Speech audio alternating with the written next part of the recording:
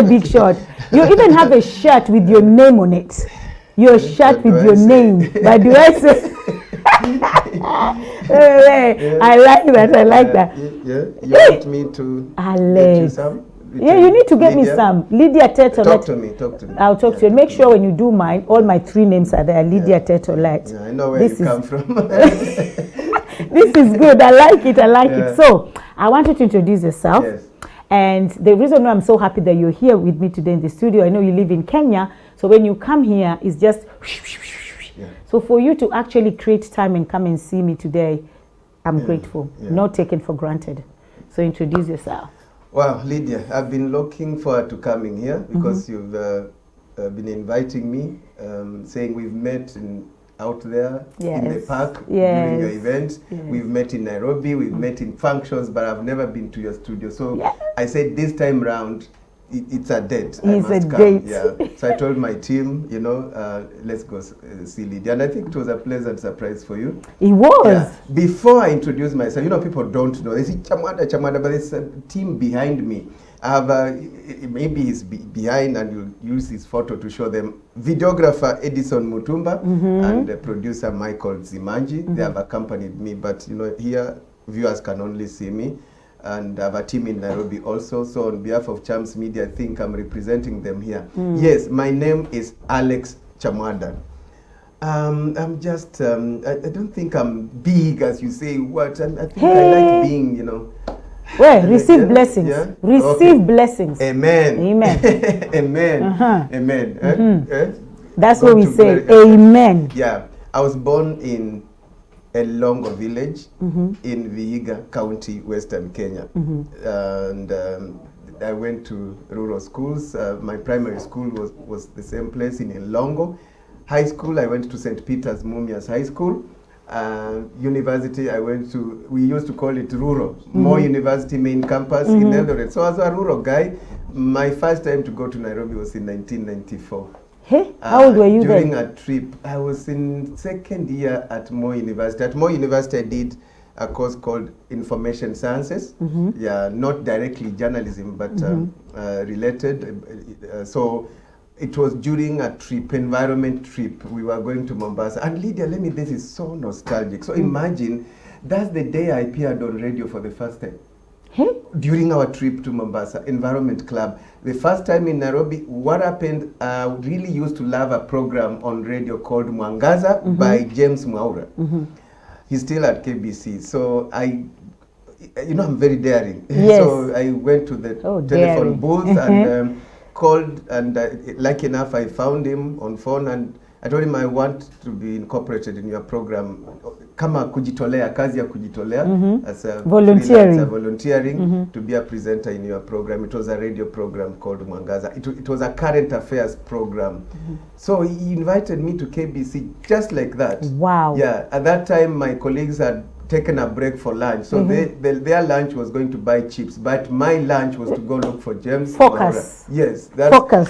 And there I was in KBC studios. Wow. There he took me around. He recorded my voice and said, it's good. Your Kiswahili is also good. Yes. Imagine that day, whatever he gave me to read, I think some insert, he used it in the program that was airing that day. So a trip from Moi University, come to Nairobi, I'm on air. Hey, a boy from Vihiga. From Vihiga, first time in Nairobi. Wow. That's where my journey begins. You asked me to say who Alex Chamwada is, so I want to begin there, the real root, the master seed. Yes. Wow. I don't know if I want me to go on, but that is Alex Chamwada. We'll go on, but not yet, just a little bit, just brief us.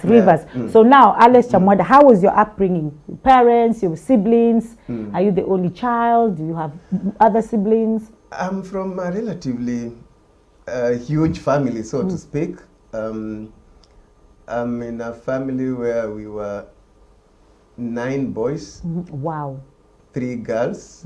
So 2 girls passed on, and one of my brothers. So we were 12. I grew up in a family of 12. I'm the second born. We have a girl ahead of us.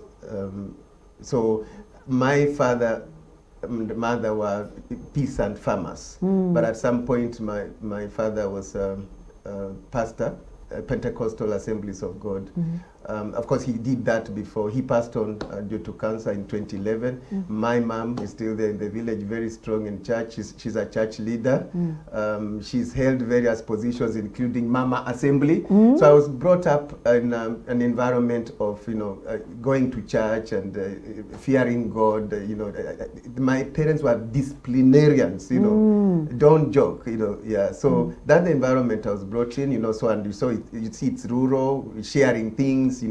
We were not so privileged we were sharing a blanket. I remember 3 of us sharing one blanket, and you pull and you find it torn. Mom comes, beats you up because you're the only blanket.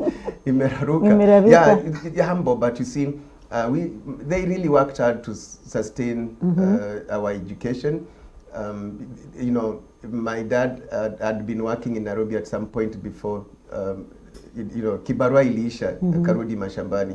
So he had some pieces of land which he could sell a little to just push until he almost sold everything, and people are laughing. But I thank God we were able to be educated. What happened then, I worked very hard to start supporting my siblings, supporting my parents. When I joined Moi University, I was working. There's something called work study schemes. I was selling kuku. When people say you are selling kuku, Moi University, I will get chicken from the villages, put in that big thing on the matatu that faced me, take to Mbale, sell, So I worked hard to do business, to work in campus, to support my family, to support my parents. And I'm glad that many of my siblings, have education and they're able to support themselves. That's the environment under which I was brought up. But you see, in campus, I was able to work hard to even get some pocket money on myself, but help came in handy. I was able to get a loan through the help, and that supported my education. But I was lucky also then after campus. The story is long. In terms of education, I was applied for a scholarship that enabled me to do a postgraduate diploma in mass communication at the University of Nairobi. I graduated in 1998. Then later on, while I'm working, I went to Liverpool University through scholarship, the famous or the prestigious Chevening scholarship, to do my master's in politics and the mass media. So nimesoma. Nakwambia kuna brains. It's not just the face. Yes. The brain pia hiyo ni vizuri. So in fact this one, wacha tu nikurudishe kidogo. This help walikupa loan. Ushalipa loan yako? Nililipa nikamaliza. So hii watu wa help munasikia alilipa loan, tuangalie kama alilipa. So that is good because they actually campaign for people to pay the loan, because if you don't pay mtu mwingine atapata hiyo opportunity. So that you can support others. And there are people who are employed or in business, but they just deliberately don't want to pay, which is not a good thing. Okay, that's good. Lipa deni. So, just going back again, when you were young and you're doing all this, did you ever, because we have a lot of people who will say, I knew I'll be this, I was determined I'll be this, I was, did you ever think that, one day, this is, or did it just happen? Because unajua watoto wengine kwanga na vision ahead.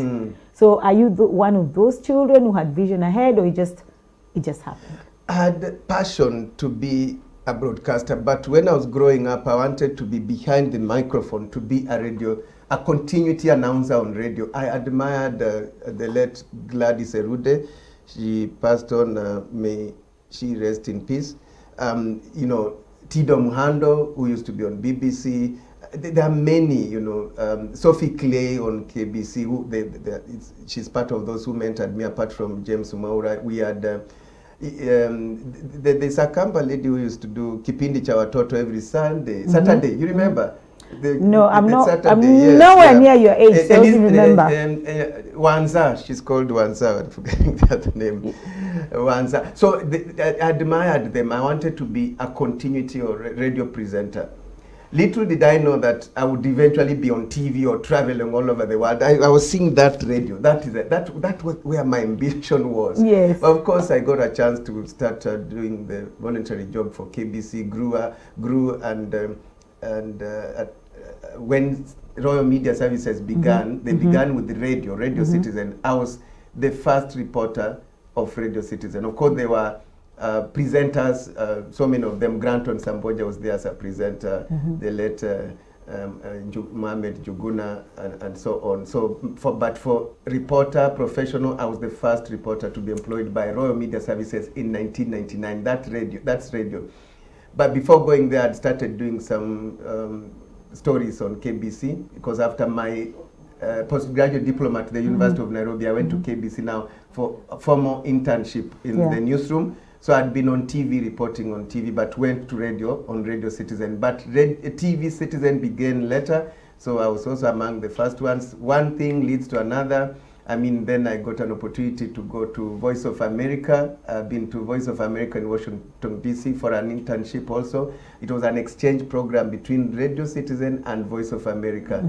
When I came back, those days, Citizen was not doing so well, and they really had challenges with the government.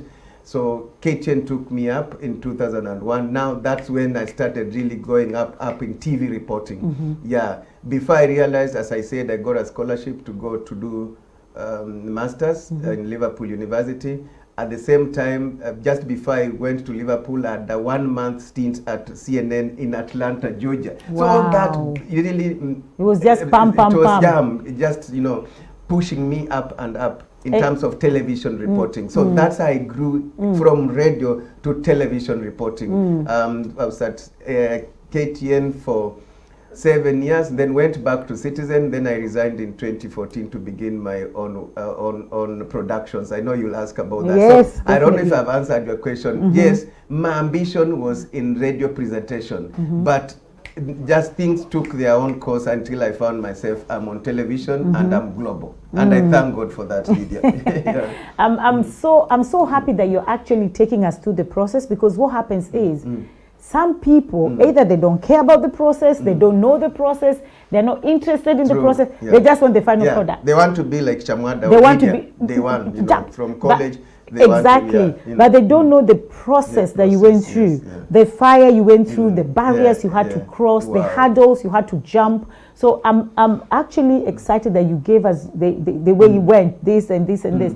That and wasn't this easy, is not though. Because my parents had deep pockets and were pushing me, or they knew so and so. Mine has never been through connections, you know. It's just merit and just being visionary, hardworking, you know, determined. Focus. Patience really matters a lot. Focused, you know, and you know, it works. You know, you believe. When you believe in what you want to be, you will be, and invest time in it. It can't happen in a day. Yeah, and that's why I always say that the only person who can hold you back is yourself. Yes, yourself. So if you look at the mirror, talk to that person in the mirror and say, you know what, you're not going to hold me back. It was difficult just getting fare to go to Mumias, St. Peter's Mumias. There are times I couldn't go because there isn't money for fare, even just fare. Fees is yet to be paid. Struggling, but look here, I'm able to fly business class, and it's not because, you know, someone, you know, pushed me, or I'm privileged from a privileged family. No, and it's possible to propel yourself from the situation where you are, and always thank God for what you are able, your skills and what you have at your lowest moment, because you can grow that skill. It's possible to grow it yourself, Lydia. Whoa, that is good. And you're actually talking to so many people out there who are thinking, hey, and that's why one day I know I had an interview with Lynn Gugi, and she asked me, what do you want to say? And I said, look, people always say, I want to be like this person, this person. But if they give you the cup of that person, are you actually going to drink from it? Okay, Lydia, there are people who you really admire and they want to just travel like me. Yes. I wish I was like Alex Chamwada. His job is so good, you know, just traveling. But it's not just traveling. I'm working. I'm just leaving my country or the comfort of my house to just go travel. It's not leisure. Leisure is by the way, because the nature of my work requires me to travel. So I'm in business, so I need to travel, and I work. Sometimes I don't sleep while people see me abroad. I can witness that. I can be a witness to that, because you've been here, I don't know for how long. You've not seen me, you've not called me. Anytime I call you, 1 minute, Lydia, nakupigia simu back, you don't call back. And I know you're busy, you come here to work, because you also have a family. And the point is, I didn't sit down and say, I want to work where I'll be traveling. No, it just came because And you know, I'm a believer. God enables you because what's your reason? What's your purpose? If your purpose is just to travel like Alex Chamwada, it may not happen. Because for me, I'm able to travel because of God opens partnerships. I'm able to get air tickets from partners. I'm able to get support. I'm able to get sponsors to my show. So it enables me to travel, to do the business. But if your purpose is not that, then it won't work because that's not your reason. You want to go for leisure. Yeah, for me, the adventure bit of it is by the way. It just came, but I didn't sit down to say, I want a job, God, where I'll be traveling all over the world. That's not the purpose. Yeah.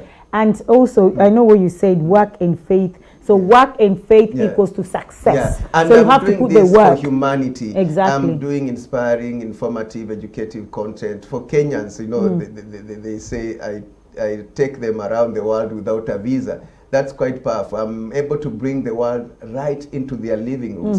I'm able to showcase stories that give them insights into how to change their lives or how abroad looks like. I mean, the negatives, the positives. And you know, that's a service to humanity. So that was my purpose, not to go out and travel and enjoy. You know, it's actually, it's a challenge actually to interview somebody who interviews people because you're running ahead of me. I'm asking questions. You're asking questions, you're answering because that is how it is when you're interviewing an interviewer. But you're sitting on a hot seat today. So let me ask the questions because you're sitting on my studio. So I'll ask the questions. So I know you talk about traveling and everything, and actually I was coming to touch on that because I know people have said before, and people have told you, people have said it, that, oh, how do you travel? Where do you get the money? You have so much money. People just give you money like this, like that. And so how do you sustain Chams Media? Okay, great. And let me begin by contextualizing. So yes, I run an entity called Chams Media Limited. Chams Media is an independent content creation firm. We do even media consultancy. Those are some of the services we offer. We do media strategies. We do media management for organizations, just like an agency. I mean, if you have an event, you want it covered, we can advise you how you can get into media, cover for you, make sure maybe it's going to media, if it's footage, photographs. We as good script writers at Chams Media will script for you. So we do that. Many people don't know. They know the show that I'm going to expound on a little, which you began with. But we do media consultancy, media liaison. We do media buying. Media buying means if you have a documentary or an infomercial, you want, where is it placed? We place it for you, the pricing, the what, we manage it for you. It's called media buying. We do production. We'll produce the documentary. So there are some clients who come for the full service, the production and ensuring it's aired, and you know, they pay through us. So that we do quite a lot. I'm trying to answer your question because people wonder how. So I'm in business. So through that, I'm in business. I'm able to get funding. I mean funds. I'm able to generate income to run the station. So apart from that, now people know me for a show called Daring Abroad. Daring Abroad is a show about Kenyans living and working abroad, just showcasing their experiences. You know, what took them abroad, what are they doing abroad, and the impact back home. But we look at all angles of lessons to learn from them, and not just the glamour, because everyone would think abroad is just, you know, a bed of roses. Lydia, you know, it's not until you come. So that's the show people know me for. Now, let me dwell on that. So people wonder, how does it work? So we pay for airtime. Currently, it runs on NTV. When it began, it was running, we took it to KTN, but now it runs on NTV, Kenya, every Saturday. That's Daring Abroad, right? Yes, Daring Abroad, 7:30 p.m. and repeated on Sunday at 1:30 p.m. A very powerful show. We are rated as among the top, it could be about the top 5 most watched program on NTV.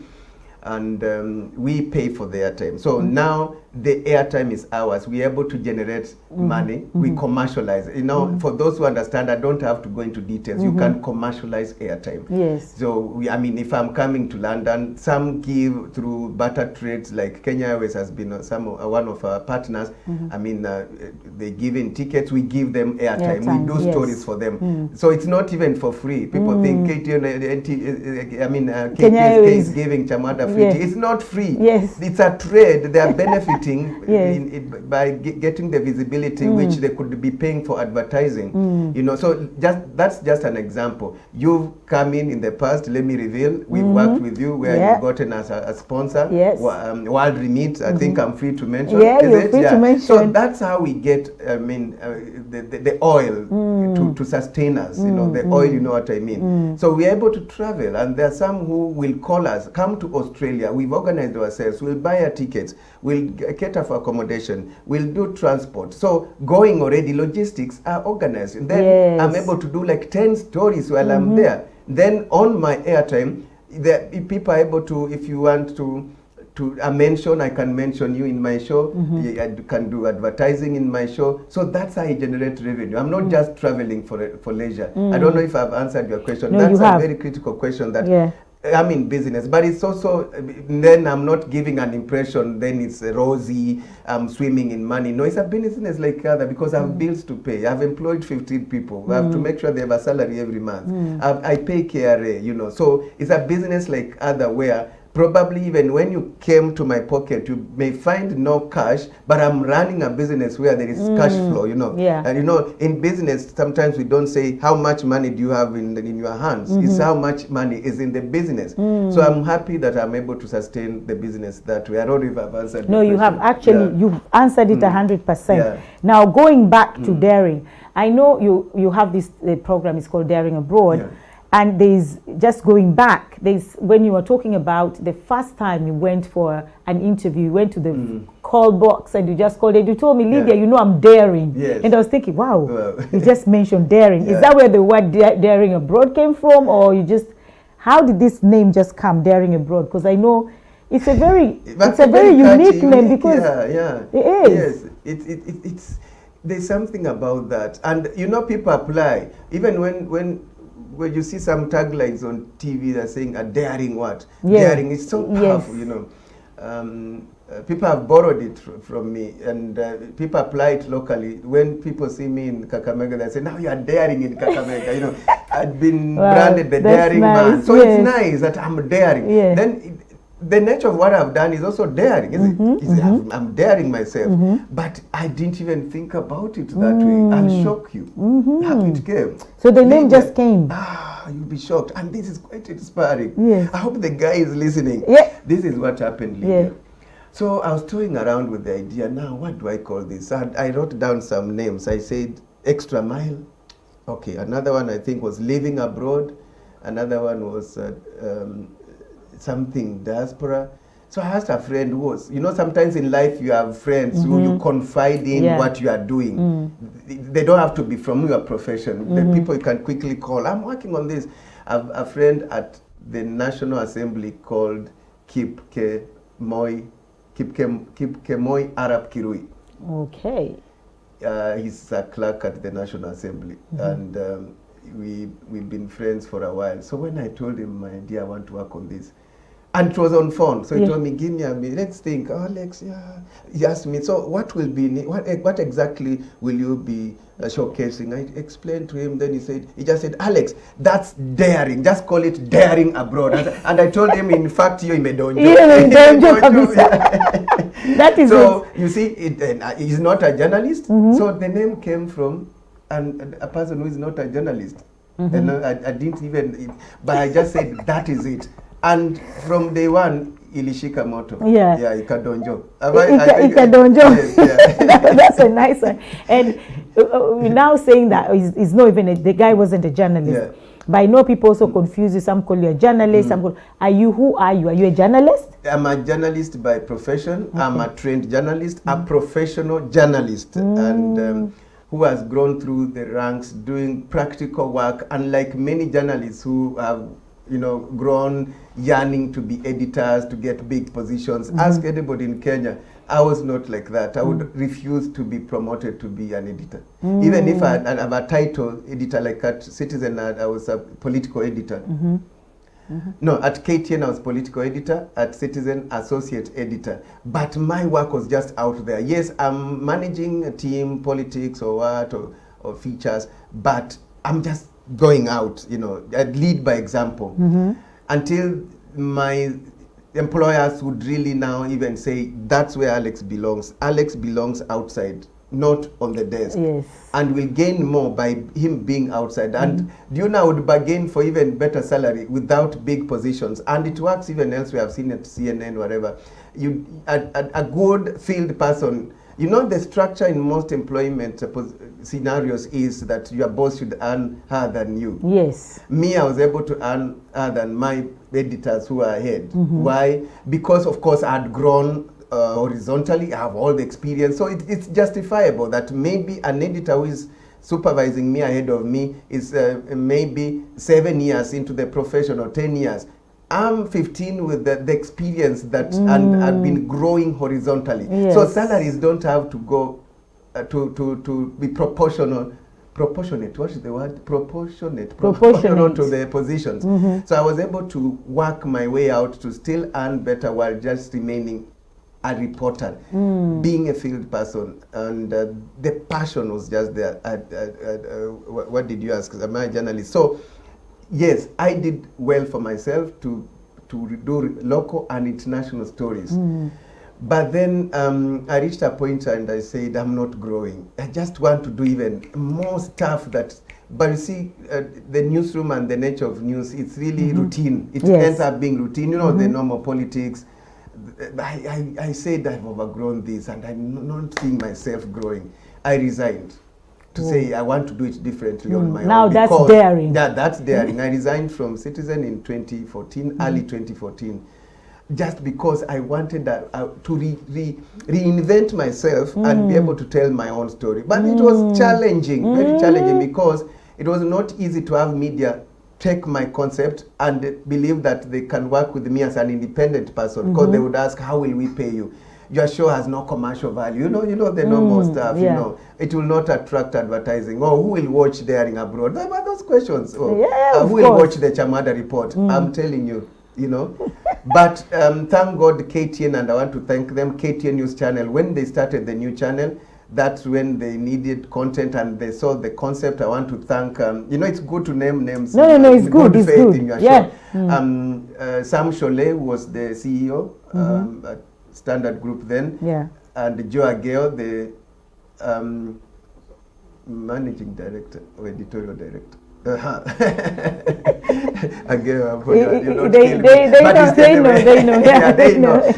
know. So they believed in my content and they said, okay, begin, you know, we may not have a lot of money to pay you, but you will gain from, it's quid pro quo, you know. You ride on our brand to grow, and you know, while we pay you what we are paying you, and we gain from your content. So I began small, and what made my shows grow is that ability to get a platform where they can be promoted, because it's the station that will do the promos. But I was independent. People didn't know. They thought I've been employed by KTN again, because I had the Chamwada report, Daring Abroad. So I was being paid, but then the commercial rights were the stations. I can't sell or put anything commercial in my show. Yeah. So I felt it was a bit limiting at some point, but we had worked so well. But then COVID came, the show also took a break. But due to one or two reasons, and it's normal in business that we were able to move to NTV, you know, just to commercialize further the aspect of that show. So with NTV, we pay them.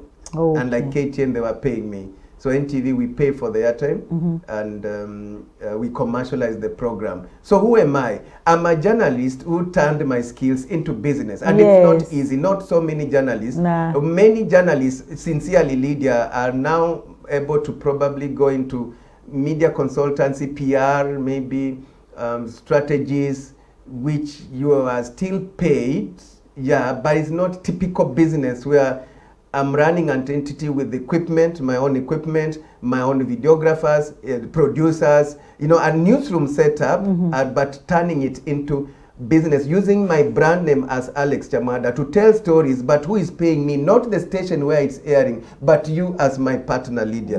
So, for example, we've had, it's okay, let me, you really wanted me. So, like Coop Bank is one of our partners. We began a series to educate Kenyans on the cooperative movement. Okay. So that's to give an example. So it's Coop Bank that will pay me for the production, and they'll pay for the airtime. You see. So people see me on air, and that has been running on NTV and Citizen.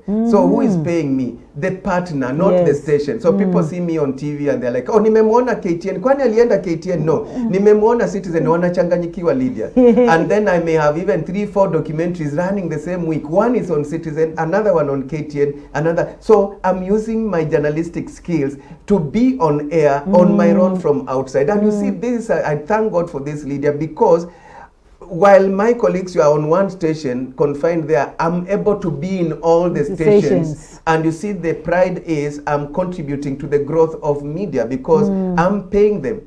Through my partners, that airtime money we are paying. So literally, I was being paid by media, but now I'm paying this media. Yeah, various TV stations and so on through content. So I'm a content creator. I'm a journalist who ventured into content creation to make money, Lydia. But you see, ours is unique in the sense that certain things we do, a journalist in a newsroom won't do. Let me give you an example.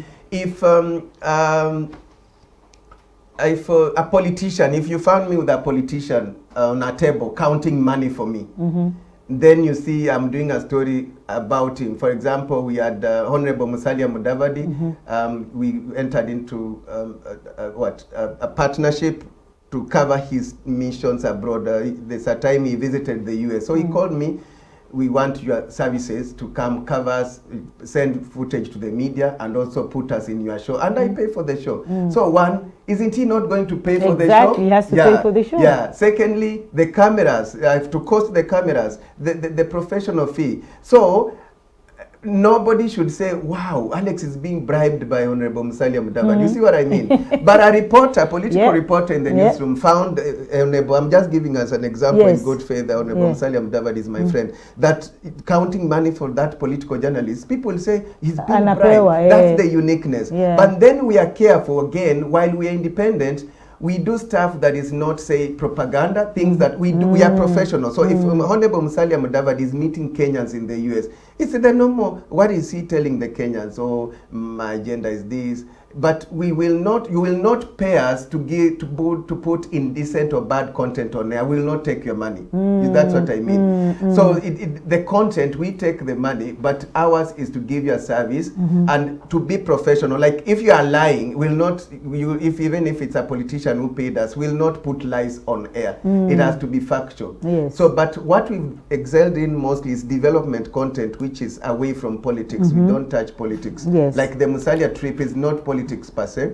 It's a trip meeting Kenyans in the diaspora, for example, which is not bare narco politics in Kenya. You see what I mean? And I cover diaspora, so I'm known for that. Issues of diaspora are relatively non-sensational or political. So, but you have like the example I gave you, Coop Bank and the series on SACCOs. That's, you see, so that even if I'm paid, it's factual. It's not something that you'll say Alex is bringing bad content, being paid to bring bad content on there.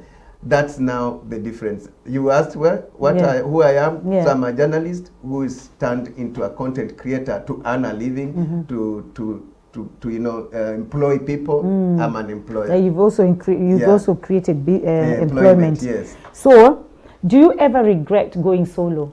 Do you ever regret? Because I know some people are so comfortable just doing 9 to 5. They're just comfortable getting paid. They don't want to take risk. They don't want anything. So by you actually took a risk and you came out and you're like, I'm not growing. So I'm getting out of here. I don't know what I'm going to. All I know is I want to do something for myself. Do you ever regret coming out and saying? Oh, no. In fact, Lydia, I keep saying I should have resigned earlier. What was I waiting for? I said I think I quit when I was think around 40 or 41. I'm like, I should have quit when I was 30. It could have worked. But maybe yes, maybe not. Let me just advise people, also quit when you really believe that it can work. Don't quit to be just like because, Alex. No. For me, I believed it can work. Not just, I didn't quit just for the sake of it. And then I sat down and looked at what will make me tick. I have the networks, you know. So you analyzed yourself. So analyze yourself. You have the networks. Will they turn into business? Yes. I have the experience. I have the brand name. You know, I have the energy. I have a supportive family. You know, family also matters. There's madam anaweza kuambia, hey, tutakula nini? My family was supportive. My wife, I mean, she said, I mean, go for it. I'll support you. You know, because we were lucky that she was working. So that also matters, the environment. So the support you get.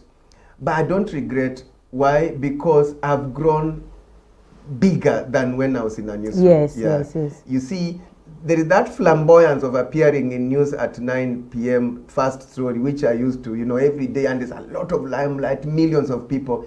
But is that it's at how big?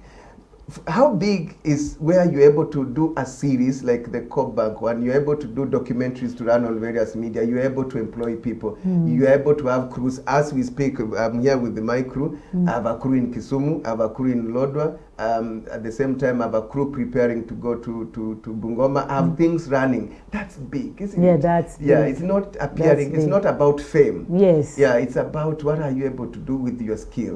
So I don't regret at all. I thank God and you know, thank my partners because it's working because of my partners. And I thank God for the energy because it's not easy to just keep going the way I'm going. But as I said, my career is like a hobby, so it's an exercise in itself. And you know, so now I look fit. Yeah, you look fit. Even today when you unakaa poa. Hata leo when you were dancing, even though I was laughing at you that you dance like you're doing energy. You can't dance though, but you look good. Okay, but you can't dance anyway.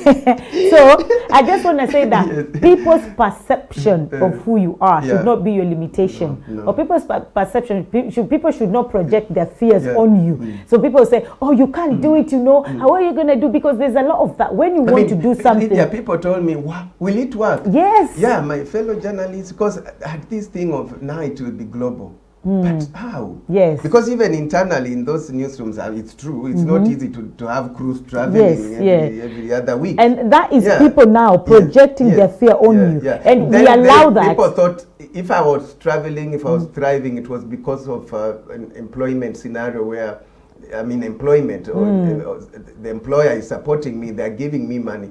But you see, I came out and I'm able to do stuff on my own. I believed in it. And so, I said, I'm not going back to the newsroom. You're not looking back. Occasionally, I would be called to you know, there's an offer here, job come. I say, no, I'm not going back. It was difficult. For about a year, I didn't have and can I shock you?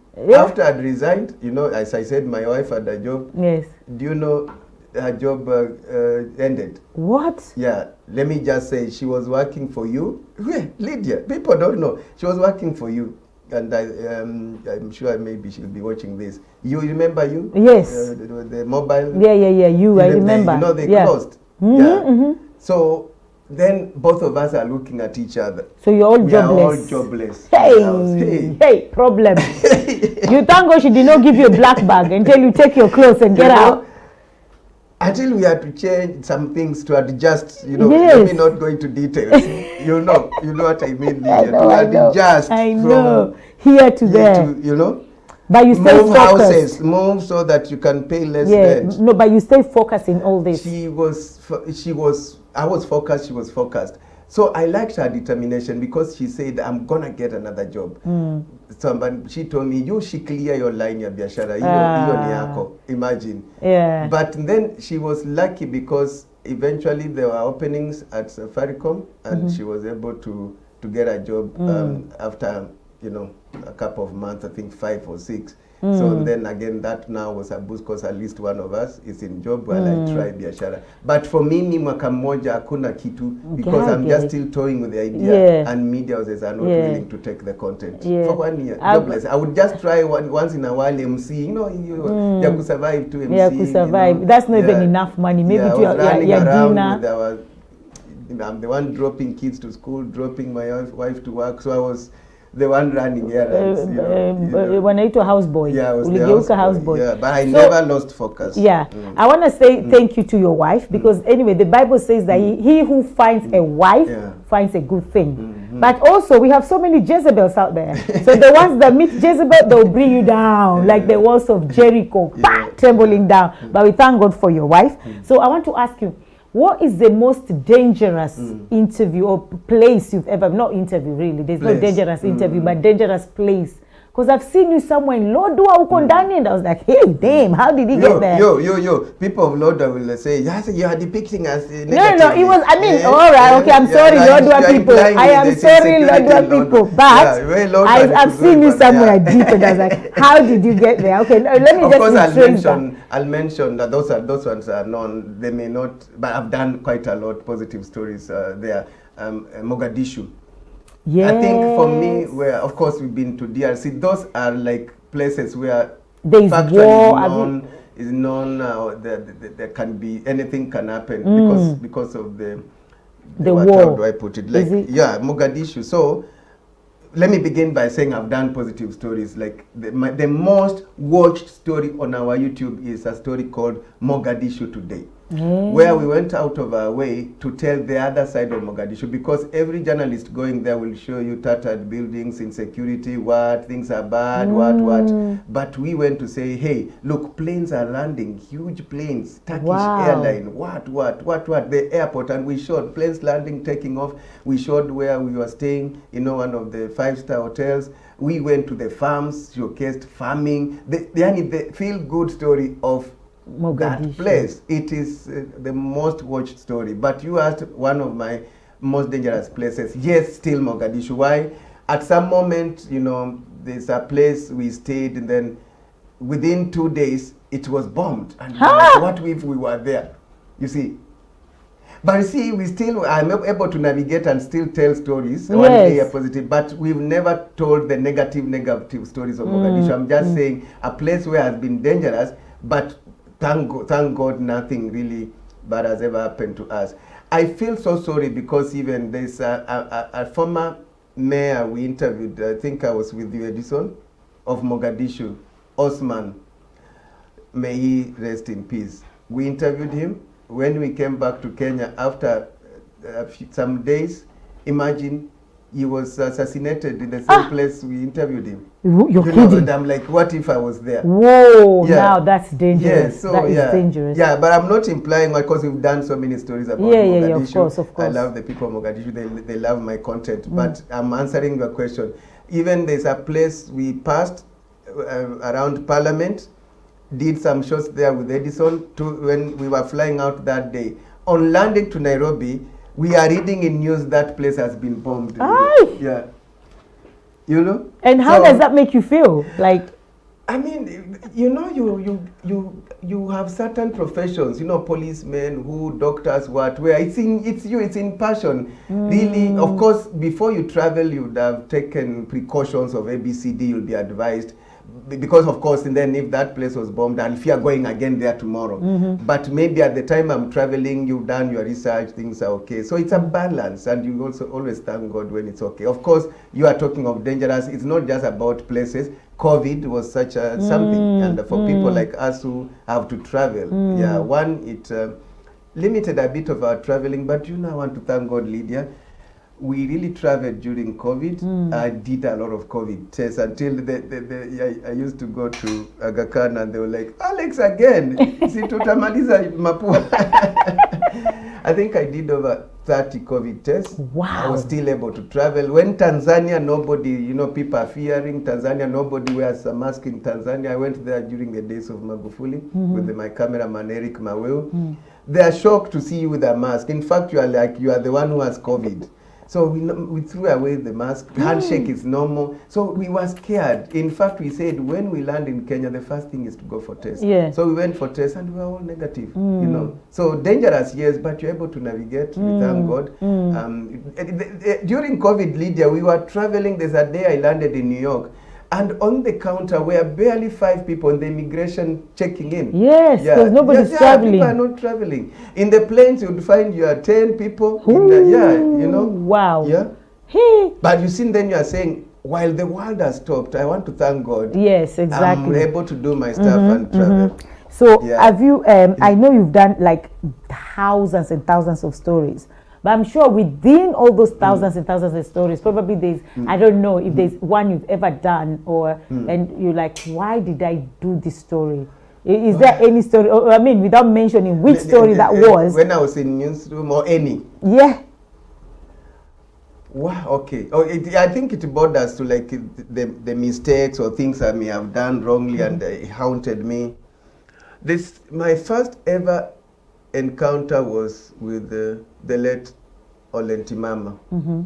I was a parliamentary reporter, still a novice, reporting about parliamentary issues. So I really misquoted on something he said on the floor. Oh, and you know those days you can be reprimanded by the speaker. Yeah. So, you know, so when it went on there, he called the editor. The editor was Isaiah Kabira. Isaiah Kabira asked me, Alex, what? So, kumbe what I reported was factually wrong and actually not good for his image. Whoa, okay. Yeah, you know? Somebody so the anchor, the station had to apologize.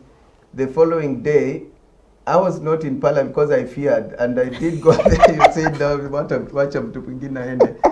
the speaker, Ole Kaparo, said it on the floor of the house.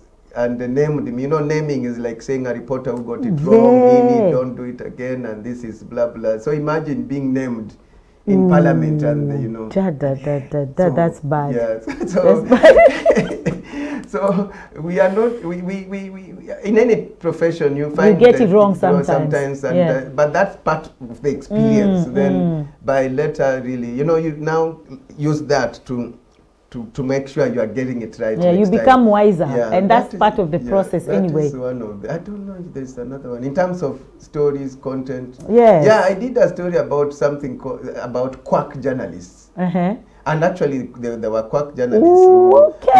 We used to call them cocktail journalists. They have no employment, no nothing, but they are waiting for the next cocktail, you know, to like pretend they're you know, journalists. Then they start extorting or asking for handouts, whatever. So it was not a very good thing, and some of the newsmakers would not be very happy. So we embarked on investigative. That's one of the so-called investigative content I've ever done, and since then I don't like investigating people. You know, I want feel-good stories. So we did this story. It was a hit on KTN then. Yes. So we like exposed them. Ooh, but did you show their faces, their names? Yeah, faces, names. Amen. Tell me they came for you. I used to hide. You know, when I walk in the streets, I'm like, who's following me? They said, we'll finish you. Then they sued me. Now, the good thing, lucky enough, when they sued me, it became a court case. I was traveling to the UK for my master's in 2000. So there was a case going on. The Standard Group lawyer keeps writing to me, we need this in court, we need... So it was a bit distracting, but it withered. It just withered. But I think the station managed it, the station. So if you're a good employer, because it's the station, the editors are involved, whatever, and so on. So I regretted that. I said, I think investigative journalism is... You don't want that. Yeah, and by the I don't like, because like even daring abroad, the things I do, I don't go behind people sniffing. No, people not want to associate with me. Amekuja kutafuta udaku hapa London. I'm not saying, but there are those who are gifted at investigative, only that we have different abilities. I want to thank John Alan Namu, is very good in that. That is his area. But for me, no. because it may not work with the nature of my business. Yeah, it's true, for him, true. it's fine. He has the skills how to navigate. I'm just talking about myself. I don't want to come here and then the leader is telling people, hey, kamekuja, hey, avoid. No. Avoiding. Yeah, good. I hope I've answered the question. No, you've answered my question. But you should ask now that I'm a journalist. Maybe you'll ask later. Some of the miraculous stories or moments I've had in my career. But that's for you. That's for me. Okay. So as we just come to an end of our interview, I know you're like, 1 hour is too much. 1 hour is gone. You are not going to ask the question I've told you to ask me? No. I'm not going to ask that question. So what I'm going to ask you is, what's the greatest challenge? The greatest challenge that you always face in your journey? What's what the I'm doing currently? Or how do you deal? So I'm going to ask you 2 questions in one. One, what's the challenge that you're facing? And then I know in life, if you're somewhere out there in the community or public eye, you'll have people who love you dearly, but we always have people who hate you dearly. People who love you will be more 100% than people who hate you. But what I always says, even if this water is like this and they just put a little drop of sewage, it destroys the whole water. You can't. Everything is contaminated now. So as much as you have people who love you, but you also have haters. So how do you deal with challenges and how do you deal with haters as we finish? One is to really ignore so much that you don't have to keep bothering about people, your haters. You know, it will just bother you for nothing. The good always outweighs the bad. Yeah. So and they are there. There are people who see. You see, there are people who even say, I could be working for some somewhat NSIS or something, or what's you know, like people like when I'm here, yeah. I'm gathering information about you. Yes. I mean, I've just explained my business. Yeah, so because maybe they are jealous, so they are finding a reason to say, we see what kuna hizi safari zote. Huyo analipwa investigate kitu. We do some content sometimes. You see, as I said, I do business. Corporates and so on, but there are times because I have a team that a politician could come hire our services. You know, media monitoring is a service you can offer to anyone. Media management, helping them to understand how media works, even training. You know, can't I train a politician? So you can offer certain services, but the challenge sometimes what we face when you are associated with a politician, then the negatives start coming out. The other side. They say, you know, they associate you with the politics, and that's when you find, even on social media, there's a lot of hate. Yes. But that's what we realized. But when we are not doing that, it's okay. So politics is a dangerous area to go. And anybody can say anything in politics and smear your name, even when it is not true. Yeah, people smear your name. Yeah, there's something that came, Cambridge Analytica, that Alex was behind Cambridge Analytica. I didn't even know what Cambridge Analytica was. I called my people. In fact, they said me and John Alam Alan Namu called me and said, Alec, we have not even met for what is all this? Of course, Namu went out giving a statement. I kept quiet. You asked what I normally do. For me, it's not to answer people. Yeah, it's to be quiet. I was being invited on TV talk shows, come explain. I said, what do I expect? It's just to, I'll be fueling it, you know. So what I don't know what you're talking about. And it's true. Why? Because I'd been in some, political consultancy. And that's what I'm telling you. For example, if people met me with a certain politician, even if we are just drinking tea, they say, hey, now we know. So it was out of some photo that was taken by, somewhere, and then people said, yo, that Muzungu is, that's Cambridge, and one thing leads to another. And you see, you only takes one person to start. Spread so fast. It just needs one person. And you see, that's when then, as you say, the haters now find a reason. Because they are now like, hey, kumbe, we thought. So, and then I was like, what is Cambridge Analytica? Imagine I went to Google to find out what it is with my team. And what is there now, you see? I don't know what you're talking about. Just because I offered some political consultancy, but I'm not a politician. Any politician can hire me. I really, you know what? I really... Just as we finish, I really don't understand our people, especially Kenyans. I don't know about other countries, but Kenyans, because right now, we're in a world right now in Kenya, we're in a space where we have UDA and we have, just going back to politics, we have UDA and we have Azimio. Now, if anybody sees you talking to somebody who's related to UDA, you are UDA. Yeah, if somebody sees you, they cannot just see with somebody and say, oh, I saw Alex talking to Lydia. And it ends. No, I saw Alex with Lydia. That means he's UDA, he's Azimio. I don't know why we attach, and that Kenyans do that, and that means that, am I not supposed to have friends? Am I not supposed to talk to someone who's in UDA or Azimio? I'm a Kenyan. So let it end there. I have friends I'm a Kenyan. I have friends all over. Lydia, you'll be surprised, like, you know, recently somewhere we were in public, and Honorable Murkomen, who is now CS for Transport, told people, Alex, you know, and it was in another kind of an environment. Alex, you know, took me on TV. Actually, I'm the first person to introduce Honorable Murkomen on television. Just news interviews, short news, and he looked bright. Then the editors liked it. Then we brought him to a 1 p.m. talk show. You begin kidogo to test kwanza, msimpeleke prime.